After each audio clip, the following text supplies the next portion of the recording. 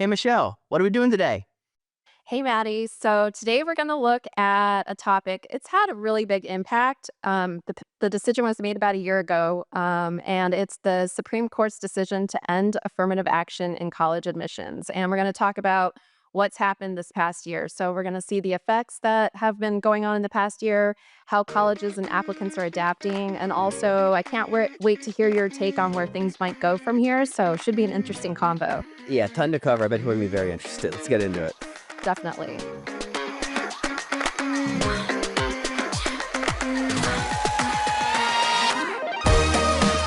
So let's just start with a quick background about the ruling for those who might not be familiar. So this happened in June of 2023, so last summer. The Supreme Court ruled that the affirmative action policies at Harvard and also at UNC, so University of North Carolina, that their affirmative action policies in college admissions was unconstitutional. So this came after cases were brought against the two schools, which argued that using race in admissions violated the Constitution's Equal Protection Clause. So at the time when this decision was made, experts thought that this decision was going to drastically limit admissions officers' consideration of race as a factor in college applications, also possibly changing the makeup of the entire American student body. And an important note, I think, also is that SCOTUS has supported the use of race in admissions for about 50 years. But now, with that conservative supermajority, 6 of the 9 justices voted to effectively end race conscious admissions. So, Maddie, I'm super curious when the decision came out. Like, what was your initial reaction? Somewhere between like it's not that big a deal, honestly, but also like wait and see. And I was incorrect about the former. This is a big deal, and it has impacted different aspects of college. More than I will say, it's more than I expected. So I guess my mindset was like, well, I my belief on college admissions is that yes, the Black and Hispanic students do receive a noticeable bump, if you will, increase due to affirmative action policies. And a a lot of it was like, well, these schools are going to do whatever they want, which is kind of what came to pass, I guess. We'll get to, but also that it's like they're going to do what they want to do, and also even the most cynical aspect is like I tend not to work with Black or Hispanic students very often. Like what I'm most interested in is like how does this give my students an edge? And I suppose technically, insofar as if you are diluting a certain racial applicant pool by X%, like others will go up in response. Hmm. But hey, it's my cat. But the numbers are pretty soft in that regard. It's like I think it's similar to we talked about like legacy going away last time. It's Hmm. like yes, like like technically you move down one lever and with a little bit, but is that really on like is that going to affect my bottom line? Is like does that have my students get into Stanford when they would have like probably not, and if it does, I'll never know. So I mostly I kind of I think it came out when I was already busy with other stuff.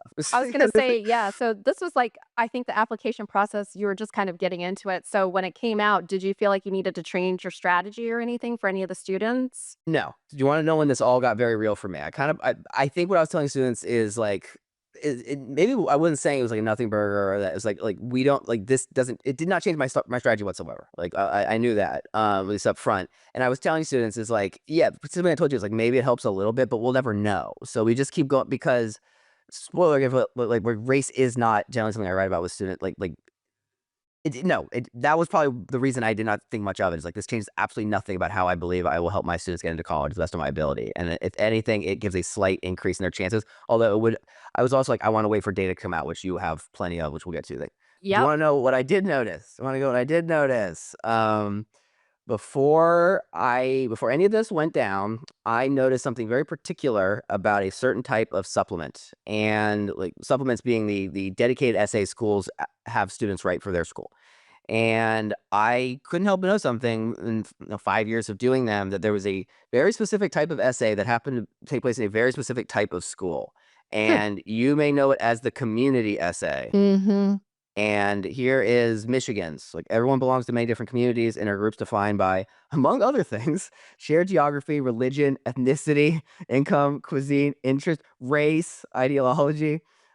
Choose one of the communities to which you belong to and describe their community and place within it. This is the UCs have number 7, which is what have you done to make your school or community a better place? And community is like almost, and I have it on authority here. It's like that is the essay that I learned very early on, like that's where you write about your racial background if you are Black or Hispanic or a Native American, and that's something Interesting. that I I guess that always seemed like kind of a weird connection, but I heard it from multiple sources that would it was I heard from independent people who had no reason to lie to me about it. They're like, "Yep, that's what you do. That's what you do." And I went, "Okay," and that's what I recommend students do and then as one our families and communities often define us in our individual worlds. Community might refer to your cultural group, extended family, religious group, neighborhood, or school, sports team or club, coworkers, etc. Describe where you come from and how you, as a product, might add to the diversity of University of Washington. Yeah, it's another one. Mhm. Um, Here's one that I dug up. Is like around. Please, what about your background, perspective, or experience will serve as a source of strength for you or those around you at UVA. Feel free to write about your past experience as part of the background that has shaped your perspective and will be a source of strength, including but not limited to those related to your community, upbringing, education and environment, race, gender, or other aspects of your background that are important to you. Buzzwords. Yeah. So I'm not going to use the term because it doesn't make a lot of sense to people. I get mad, but I have to say it. Is it what I refer to as you know what a dog whistle is, Michelle? Not a literal dog whistle. It's the only term that's ever made sense to me. Is do you know what a literal dog was like? Not a literal dog whistle, but you know what a dog whistle is like in like political theory. A racial thing. Yeah, Yeah, yeah. it's a nasty concept, but it's like the word thug, what have you, is like the term I use for this style of essay is a reverse dog whistle. Okay. Insofar, it is a and you may notice all these are these from state schools, and we did a little bit of research. All but UVA are from states in which Affirmative has been banned. Okay, Mhm. and I know basically the reverse dog whistle is it's about plausible deniability. Is that these schools are not allowed to know students' race, they're not allowed to ask for it. However, they offer this essay which can be about anything, and like my students don't like write about like clubs they're in or what have you. And that's why like the key is I notice they always list like the series of things that community can apply to. It is plausible deniability, and one of them is always race, and there's often like gender, Yeah. like sexual orientation. They just throw those in there in between educational environment and like, what else they got here? And cuisine. Like, it's a reverse dog whistle, and I apologize if that term's like really, but that's the only thing that's ever made sense to me. That Is a does make way sense. for these schools to ask slash allow slash beg students of a certain ethnic background to write about in a way that they can then know for whatever reason they want to, while also providing like a ability for students that that doesn't like to write about something else, and bigger for anyone to be like, hey, this is asking for it's like, no, it's not. We want to know about their intellectual heritage. Like, look at all these options we provided. Like court of Michigan law that's mad at us about this, Right. and then these schools continue to be black boxes, even the state schools once they're admitting. And if a student writes about, their Hispanic background in this essay, well, you can let them in, be like, wow, what a great kid. We love their passion. We love their and that was my general takeaway upon reading, and but that's just what it was. And private schools do sometimes had these, but they were much rarer. Mhm. Now we go to supplement season 2023, and I tend not to know much about supplements until I'm actually doing them with students. I have a website that basically has every school supplement. I don't want to promote. It's actually a rival college consulting company, but I love their website because they do a great job. Like great work, fellas. I don't know about what else is there, but and now I so that's it's kind of exciting. There's like I look them up like what's and that is supplements are the closest I get into a window into what these schools like changes or priorities are. Like I always enjoy reading these supplements. Like I'm not going to meetings. I'm not following them on Twitter or anything. Like, I don't really care what they have to say because I don't believe them, and I'm not inside enough to know what's really going on. The closest I get is what they actually choose each year for students to write about, and often it's a lot of the same stuff. But schools change things just often enough that I can really kind of get a glimpse of like what they're trying to promote, and that's all very helpful. Well, the big thing that I noticed, like the big change I noticed, is I'm gonna read you three new supplements. These were all brand new last year. I believe they're all the first one I believe has changed again, but like these were three supplements that were suddenly there. The first one is in the aftermath of the U.S. Civil War. Ezra Cornell wrote, "I would find an institution where any person can find instruction in any study. For over 150 years, Cornell University has remained deeply committed to Ezra vision. Explain how your life experiences will inform your contributions to a learning community devoted to any person, any study. We encourage you to think broadly about your life experience, including how local, family, school, neighborhood, or global communities you've been a part of have shaped your perspective." So that one might seem a little familiar, but that one was new. And Interesting, yeah. then, And one thing that we know about Cornell too is after this decision, they actually created like a whole task force to figure out like how are they going to address this because 80% of their enrollment comes from 1,400 feeder schools. So yeah, they need to kind of expand that. And they're talking about like reaching out to community colleges and things like that. So that's an interesting that they got that change. I think you're gonna have some really good information of like why this is the case because this is kind of how I as this is my on the ground version of how I learned about like the changes they have made. It's like I you have to dig a lot deeper. So here's another one though. A hallmark of the Columbia experience is being able to learn and thrive in an equitable and inclusive community with a wide range of perspectives. Tell us about an aspect of your own perspective, viewpoint, or lived experience that is important to you, and describe how it has shaped the way you would learn and contribute to Columbia's diverse and collaborative community. Okay, well, that one's new. I'm like, so I'm start like, huh, that's new. I got to figure out how to do that one. And then here's the third one. Harvard has long recognized the importance of enrolling a diverse student body. How will the life experiences that shape who you are today enable you to contribute to Harvard? And again, Harvard, this is when I really noticed it because Harvard, since I've been in this industry, I think going back long, they changed to a 5 short answer supplement format. Oh, interesting. And that was a big deal for me because I'm like, I'm way too deep in this game for my own good. It Right. used to be, it was basically, it was write another Common App but make it Harvardy, which I always liked. It was, I kind of respected it. It's very Harvard of them. They completely, like Harvard completely blew up their supplement system and completely reinvented it to have now 5 short questions, one of them being this. And all I'm left with is, well, like you can see how these essays all have like a similar like theme to them, and Yeah. we jumped from state schools that have had these pretty much since I've been doing this, which mostly of states information is banned, to now privates, Ivy schools that don't you tend to make big changes like this. Like their supplements tend to be more stable than not up to this point, having radical shifts unilaterally in kind of a very similar way. And I think you were mentioning you might have an idea of why how that went down. Yeah, and so what's interesting about the decision is SCOTUS actually said it was permissible for applicants to write about their race if it was integral to their life experience, like overcoming discrimination. So is this, I guess, the supplements, are they kind of like the back door to that? Yeah, I believe like that reverse dog whistle. And I worry about that term because it's like such a nasty, but that really is like the best logic behind it. It's about plausible deniability. It is about these schools offering a way. Some of them more like upfront, like with the Columbia one is like they use the word diverse and collaborative like 6 times in one essay. Like it is like here's where you put it, and this is jumping into I don't wanna, like, sidetrack into, like, how I believe, like, different races actually, like, get in or don't get into college, but, like, yes, I believe Black Hispanics has always been in their best interest to note it, like, in the application, like, I one joke, I believe this is where the meme of, like, the grandparent Right. for like, essay comes from, because my admittedly limited experience with Black students is, like, their connection to whatever, like, African country is, like, they have a grandparent who may or may not live there Right. still, and I've seen that essay because, like, "Well, how the hell do I do that?" Um, And this is where, I mean, they're it basically telling you, please drop clues here. Please drop clues here, yeah, because or drop yeah, or yes, because it used to be just put your yeah, please drop clues here because we can't we either not allowed to know, and it all leads back to the same idea is like these schools want to do what they want to do, and they are going to come up with, I suppose, like this is a workaround, but it's a good workaround because there's nothing in here that like specifically asks like tell us about your racial background because they can't do Right. that like that, and I guess, you have yeah, Leon, like, they're like that's part 1 of, like, what I saw about this process. That was the big on the ground announcement, and the reality is it didn't change very much for me and my process because, again, hinting is, like, I tend not to write about racial aspects, That's like true. Yeah.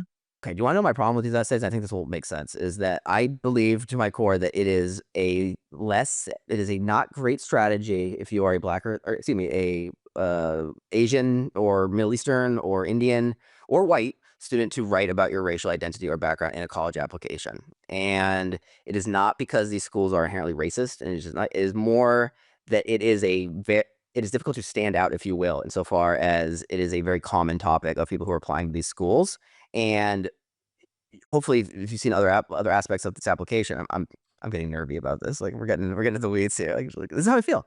I've always believed that Black or Spanish students like do get a big advantage of it, and it is in their advantage to write about their ethnic background one way or another, if only so that it is known.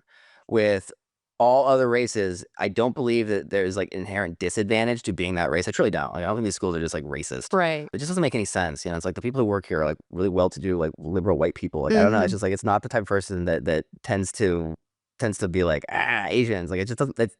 However, we do know that there was like the personality score of a Harvard lawsuit. Like yes, there are definitely. It is not as. It's a very nuanced, difficult topic, which is why I'm very nervy talking about it. But the idea is what I do not like about these questions, and this is may just be my personal opinion, is that well, they are I think they're probably successful. Like, I think your average Black or Hispanic applicant would be able to kind of piece together what they're asking for here and go ahead and do it. I certainly would encourage them to do it because that's what these are for. White students are not dumb enough to like write about being white in a college application. It's like Right, I right. give the benefit of the doubt. I believe that my big problem with these like the community essay is I believe that they highly encourage Asian, Middle Eastern, like non URM ethnic minority students to write about their ethnic background because like it's right here. Like, okay, cool. Interesting. And that I find to be like a huge bummer because like this they're absolutely like being a minority of any race in America absolutely is a life, and there are disadvantages to that there are challenges with that. There's some advantages, I suppose, but mostly, yeah, it's difficult to be a minority in any country, and I simply do not believe that if like writing about it from an Asian perspective, I simply do not believe gives you the best chance to be accepted into these schools. And in that regard, I see these as a bit of a trap. Like Mm, that's my big problem with these essays, and I guess I have to talk about this because this is what it was actually like to like. I primarily work with Indian and Asian students, like we do, and like that is my big felt feeling because I've given this exact discussion to students who are like, "Oh, okay, I guess we won't write about like right, I guess that makes right. sense." And it's I don't like having to be so in the weeds about it, and like they the students get it. Like we just move on. We write about their physics club or how much they love like with the Tiddlywinks club. Well, it's like Yeah. clubs. Like we go back to FLL because like that again, FLL is about avoiding a lot of like these hard issues, discussions.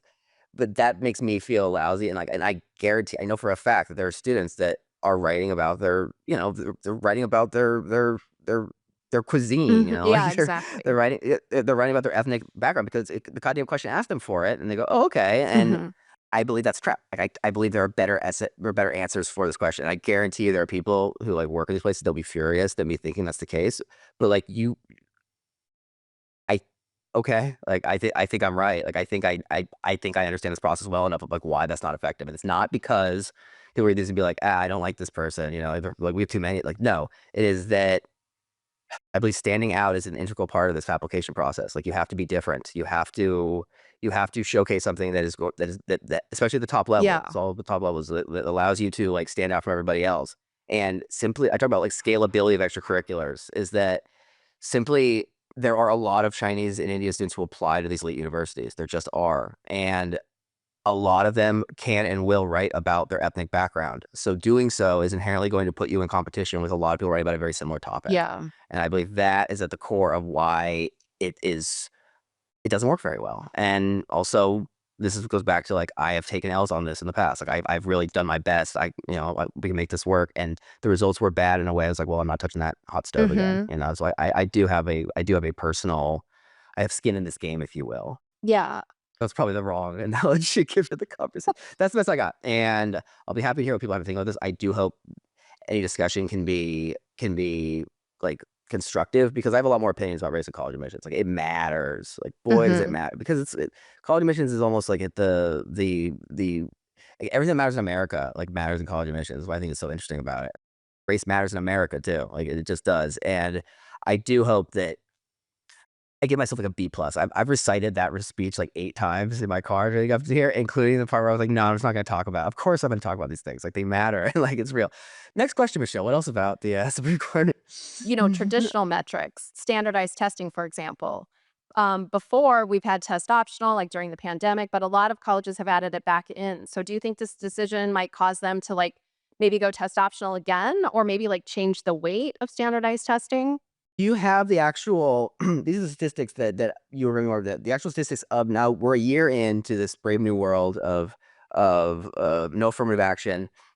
I do believe that there has been some movement in the actual, like, racial demographics accepted to these schools. Is that correct? Yeah, yeah. So MIT, they were kind of the first ones that came out with their statistics. So 2027, their Black enrollment was 15%, but then since this change, it dropped to 5%. Hispanic and Latino at MIT, it was 16, it dropped to 11. Um, Asian American students at MIT went from 40% to 47%. So WashU in St. Louis had a decline of 4% in Black and African American enrollment. Tufts saw a decline of 3%. Amherst also reported a lower number of Black students, with white enrollment increasing. A couple didn't have a change, like Yale said they didn't have a change. UVA said they didn't have any demographic changes at all. And that's kind of all the data we have now. But there are several universities who have now had demographic changes. So, Yeah, those numbers are bigger than I expected. I I continue to I'll be just as interested as what happens next year and the year after that and the year after that. These schools are currently under well, they're on these schools are always under a watch for something, you know, it was the Supreme Court it was the Varsity Blues scandal 5 years ago, and then it was I mean, they've been on their take on the Israel-Palestine let's do Israel-Palestine too today, let's just do it, um, let's just do it, like, what are your thoughts? You know, let's just do all of it, oh, no, that episode's never coming, I have no opinion, like, so neutral. Um, yeah, like, and currently there it's not just this decision just went down, like, these schools are currently very much being watched on this, that's true. and that's why I was almost somewhat surprised that, like, this was it's a pretty bold response, and I'm the only one who noticed it, you know, it's not like they got caught for these Hmm. supplements. Yeah, those numbers are actually more noticeable than I anticipated, and Yeah.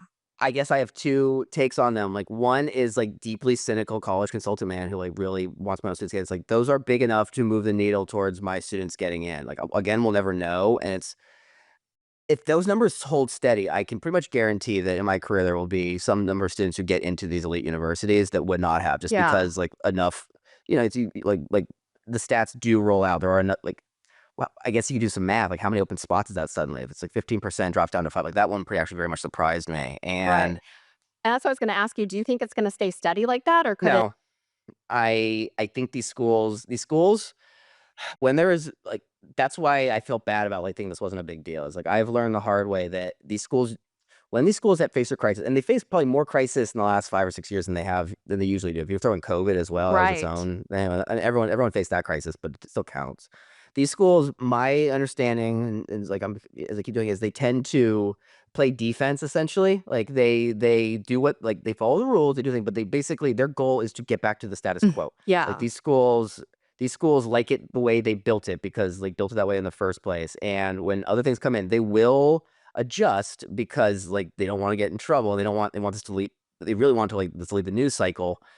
But when like that COVID was the best example, like, as soon as things like s and they often adjust, like, pretty radically. With COVID, they basically that's a whole other bag of words, but they basically, like, radically increased their wait list policies, and they changed a bunch of stuff in order to kinda, like, hold on and make sure they were able to get all their students in time. But then as soon as things started getting better, I was shocked just how quickly everything went back to normal. That's a good point. And I think it was 2022 was, like, a year I was, aggressively back to normal is how I'd find that college season, whereas 2020 was absolute chaos, and 2021 was, like, somewhat chaotic, and 2022, it was that's what surprised me was how, like, everything was back to Right. normal, and, like, that it I imagine that's their goal, you know, like, why wouldn't it has to be, like, their goal is to, like, be left alone and do what they were doing before. Mhm. Those numbers are surprising and almost feel they almost it feels impossible for me that these schools have are gonna put 20, 25 years into, like, all because, like, this has been a process, you know? It's not like schools just randomly do this, and I was think also in my car, like, what I was gonna say is, like, I'm in favor of affirmative action policies, like, I'm not gonna sit here and bang the table that, like, this is an outrage, but it's like I last time with Legacy, I was like, I guess I'm against it. This one, I am for it, Okay. you know, and I really had to sit and think about it. Insofar as I like the fact that there are students that like might try like there's students who might not come from the best environment and particularly one that may not be conducive to like excellence or wanting Right. something who now have an understanding do like a I would say a successful like 20-year basically like marketing campaign, you know, that's what it's really been like it's not just about letting more students in, it's about getting the word out that these slots exist, and it's been successful as we've seen black enrollment at least till recently like not just like enrollment but like application go up and the quality has gone up, Right. and I've always liked the idea that for a student no matter where you're from from what your situation would be like that there is this idea like there's this path that suddenly exists that wouldn't otherwise, and it's not like if the student gets in or not, it's like if that path is enough to make a student like give a shit and grind like that in particular, I that means a lot to me that like that it does make sense and it will encourage students to go for it. And I think that's still probably the case. But like, if these numbers are where It's pretty dramatic after just a year. yeah, I feel bad. Yeah, I would be just as these numbers bounce around a lot though. Is like that's another thing I'm learning is like when seeming I need that's why I need to never say nothing burger with these things because I always end up wrong. And they are somewhat nothing burger as it relates to me doing my job. Mhm. And that's why my big takeaway was like, "They changed the supplements for Columbia." Like, it's big news, everybody. Um, there's always 2 parts of it, I suppose, like, how does this really affect me on the ground level in the work I'm trying to do, and how does this affect, like, the greater nation and world as a whole? And Yeah. I'll be just like yeah, I'll be just as interested in those like, the new round of statistics because my guess is they will creep back upwards. Or, like, what do you think that colleges are gonna do to help it shift back? I mean, the supplements have changed. Is anything else gonna change in the admissions? Because they're kind of they're using that buzzword holistic admission. So what else can they do to kinda shift it back? Well, these new supplements are here, so I checked, like, the supplements are still here. I would not be shocked if these become, like, increasingly more common. I'm nearly certain there are other schools I've seen them on, but, like, these are just the ones that were right off the top of my head. Mhm. Yeah, it's like, what do they do? Because yeah, I have no idea what these schools do because this is what they did, you know? Yeah. This was their strategy, and to be fair, like, I thought it made sense. May I would be very curious if I could have magical, like, admissions officer person, like, w was this effective? You know, Mhm. like, how much like, what was your like, I guess I presented my version of their strategy from as an outsider. I would be very curious, be like, "Okay, so, how close" I say, like, pretty close, you know, that's what we're trying to do is basically the same thing state schools have been doing, which is we let them in because 'cause they're a great kid, Right. and, who knows why, you know? Like, do some of them Like add a video supplement or some of them took away the interview? Do they add that back in? Do they go test optional again? okay, I okay, now, like, I've had this hat here the whole time, like, now, it's Uh-oh, uh-oh, oh, no. the schools are adding video components, which I tend to have you work on because I don't know how to do video. It's the hats. I think, like, I did tinfoil hat for that one. Is that just, like, the idea of, like, you could see I'm not gonna go that far. I think that's, that's a push into, like, conspiracy theory land. I think that's more reaction to ChatGPT, honestly, where they're trying to basically yeah, Interesting, okay. they're trying to, I guess, diversify the type of work they accept, which is that's what I talked about with ChatGPT stuff is, like, that's but yeah, you know, like, with the video stuff, you do be like, "Yo," um, I d yeah, it's a hard question to ask, and I think often when I don't know, sometimes these schools don't have a great idea. I remember during COVID being like, "What do you do? What do you do? What do you do?" This seems chaotic. This isn't working." And I guarantee they are not happy about those numbers, and they are Mhm. certainly not happy about those numbers being reported, and guys like me being like, "Wow, this really changed everything, didn't they?" Yeah. Like, the Republicans got them where they want them. You know, like, Yeah, they do exactly. not like that. Like, you know, these, like I think it's I don't know if embarrassing is the right word. It's like I guarantee that, like, this is a big problem, you know, and maybe they Mhm, weren't I bet mhm. they knew their internals, but the fact yeah, the fact that I'm pretty surprised and not shocked by, like, just how much it dropped is telling that I guarantee that this is a big issue, and there will be there's more to come. Like, that is what I'm fairly certain of, that this isn't the end of it. Yeah, that's a good point. And I kinda wanna talk about just, like, from the applicant's perspective, especially, like, minorities now who are kind of facing this.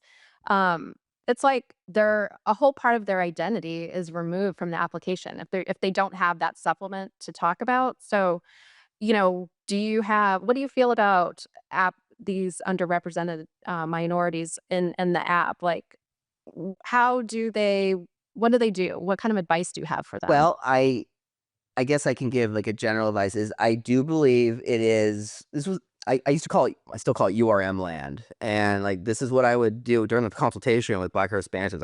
I've likely did it with your son Jonathan, and we'll talk to him, we'll get to him, is, like, basically, it's a different game, and as I was explaining to them, essentially, these schools, at least till recently, like, have a quota, like, they want X percent of students, and this process has been successful because I believe a lot of the cliches about being black or Hispanic in this process where it's like, "Oh, you just got in because 'cause you're black," like that kinda thing. I'm sure, you know, Mhm, those mhm. are, well, both wrong and hurtful, but also outdated, and that my belief is that around 20 years ago, when these policies kinda start popping up, well, they suddenly had quotas, and just like there weren't that many applicants. Harvard may only get like 1,000, 1,500 black applicants, Right. and suddenly you want 800 of them. That's what leads to the problem where you have to start going pretty far down this list of qualified black applicants in order to get your 800. And I think that's what led to a lot of, I guess, leniency or allowances on otherwise warts in an application, including, yeah, like, and I think that's led to a lot of, and they were somewhat accurate. Like they were letting in students that really weren't qualified, I imagine, to be at like an elite institution. But along with that, they also basically it's a media, like, it's a promotional campaign, it's a campaign, and Mhm. I don't say that to be cynical or mean spirited. It's a promotional campaign, like, they want people to know that they let these students in, and it's been successful insofar as the actual, like, not just the number of applicants, but the quality of applicants to these top universities has gone up in the last 20 years, and that's where I get back to is why I like the program. Like, I think that has been a positive change for people, students in high school who suddenly, like, have a goal and a reason to really grind and go for it. Well, they've also been successful, and insofar as the more applicants, higher quality applicants, well, you still want the same number. You still want that 800, say be 400, 500 students. Well, you now the top 500 students on that list is a much higher quality applicant than it was 20 years ago. It's like the price have lifted. So that's what I always say is like also the idea of like a black student like taking the spot of a Asian kid or a white kid, like that's not how it works because they're actually taking the spot of like another black kid who wasn't as strong as them. Like it's just like different system Mm. entirely. Um, what was the original question? Like what should they do, basically? Yeah, like, in their application, do you have any, like, strategies for them? Yeah. The big one is often students in a situation do come to me and they kind like they're aware of their black, like, Right. often like they've gotten a lot of like mixed or they come from communities often that have given them a lot of people want to tell them what it means to be black in college admissions. So I have to try to set them straight. And like yes, it is an advantage. And I do believe these schools do want to know about their background. However, I think the biggest mistake these such students can believe is that these schools the right type of black or like the right type of Hispanic. And Mm. I've read some essays from students that are, often like of a very honestly like privileged background that like read a certain way. I'm like, this isn't, come on, what are you doing here? And Right. these schools do want to know about your ethnic background.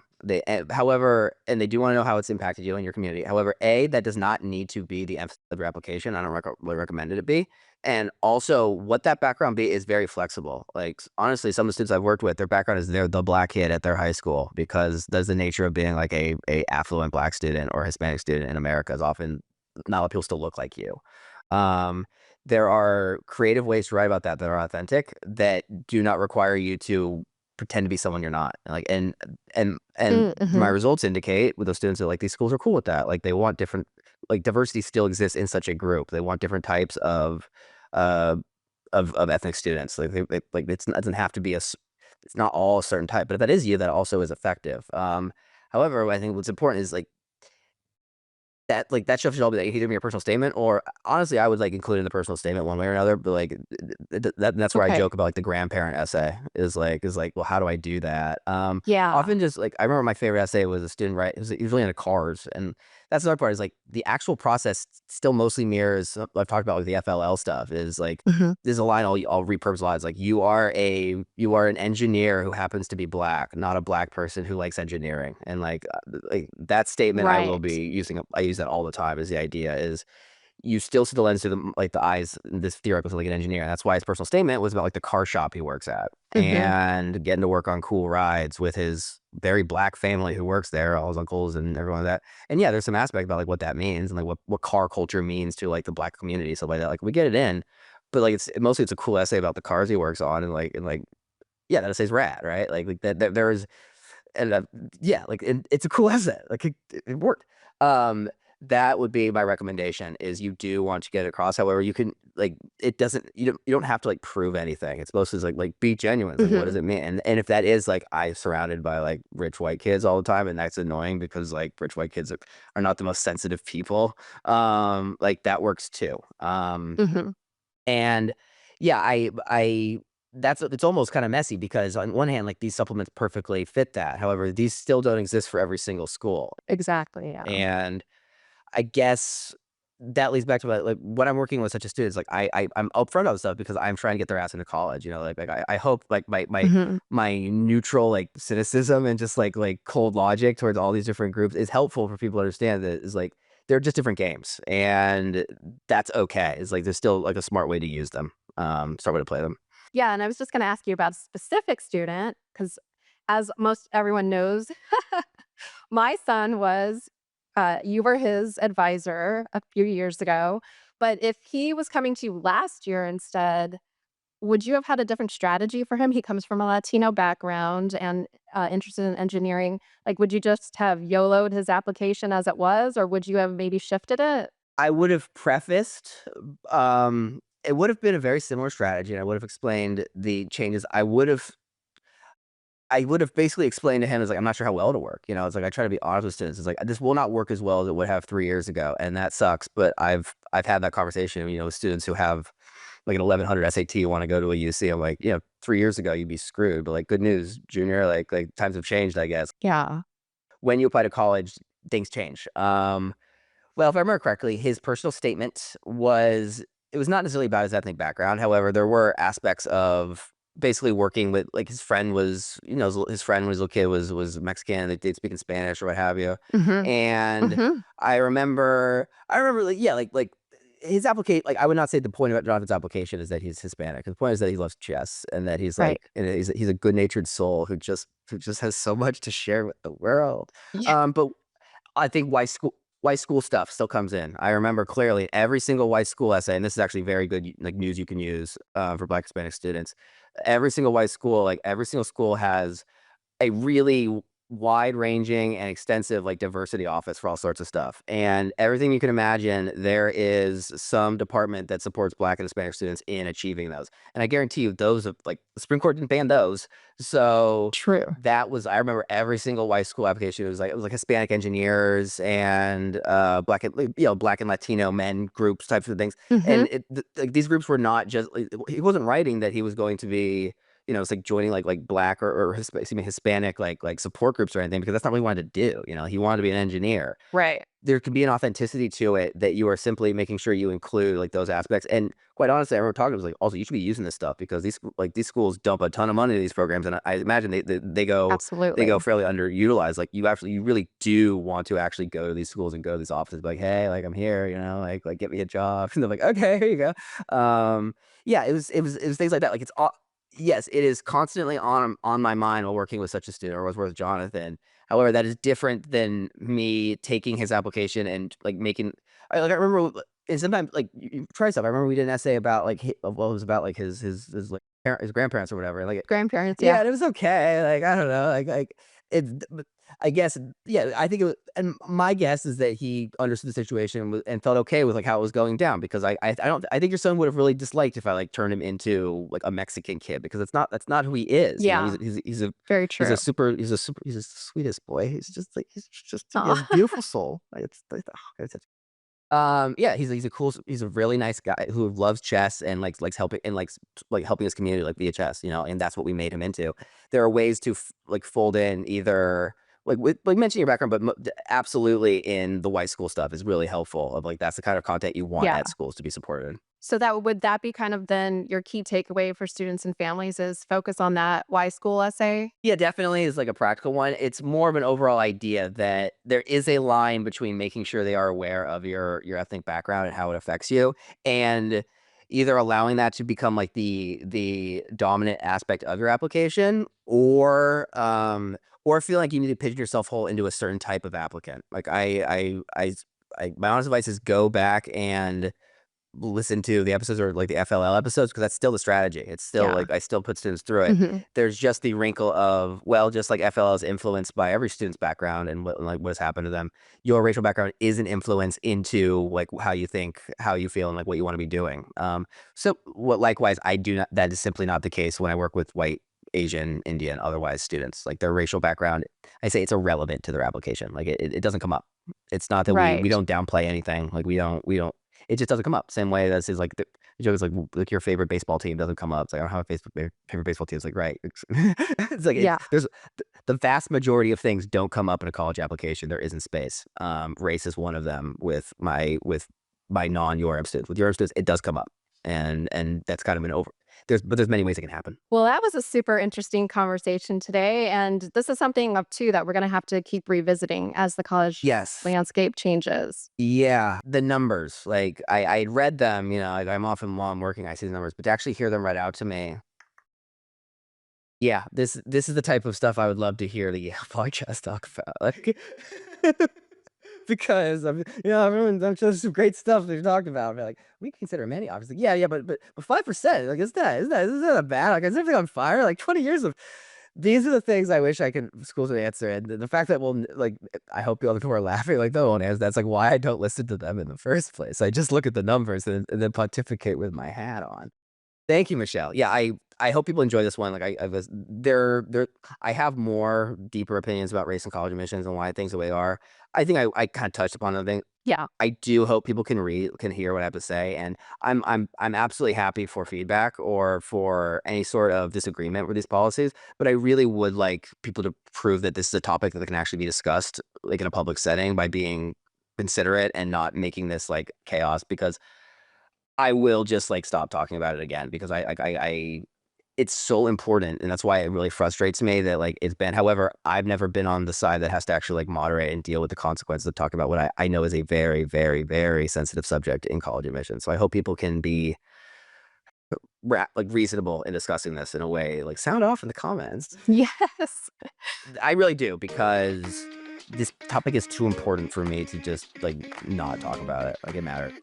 Yeah, it does. I'm glad we brought it up, and I think I know this episode will help somebody somehow, so I appreciate that. Yeah. Thank you, Michelle. Thank you. See you next time. See you next time. We'll do it again. Bye-bye. Thank you for watching College with Mattie. For more information or a coaching session with Mattie, visit collegewithmattie.com. You can follow College with Mattie on Instagram, TikTok, and Facebook. Tune in next week for more episodes, and don't forget to like, share, and subscribe.